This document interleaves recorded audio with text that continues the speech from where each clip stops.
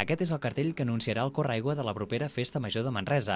Aquest any, coincidint amb el 25è aniversari, l'entitat organitzadora, Xàldiga Taller de Festes, ha recuperat el concurs entre les escoles de la ciutat per elaborar el cartell. I aquest, de l'alumna Mariona Batalla de l'Escola Joviat, ha sigut l'escollit entre gairebé 300 propostes.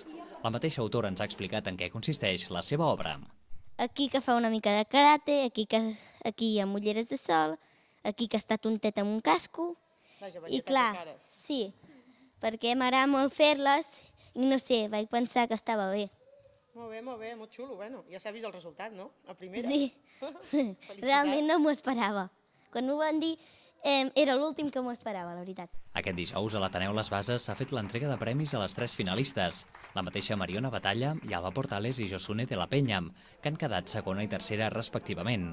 Els premis són un lot de productes de l'establiment Pintures Teixidor, perquè puguin continuar desenvolupant la seva creativitat. A l'entrega de premis hi ha assistit la regidora de Joventut, Àurea Caus, la presidenta de l'entitat Xàldiga, Gemma Garcia, i Jordi Azorín, organitzador del Correaigua, qui ha avançat que tot i ser el 25è aniversari no es farà una gran celebració, però que serà més variat que mai. Més coses noves i més sorpreses, més colorants, més olors diferents, més intenses, i la quantitat també serà una mica més àmplia, de confeti, farina, etc. El Correaigua de la Festa Major 2013 es farà el dissabte 24 d'agost i començarà a 2:45 de la tarda a la plaça Europa. Després de fer un recorregut pels carrers del nucli antic, acabarà altra vegada a la plaça Europa.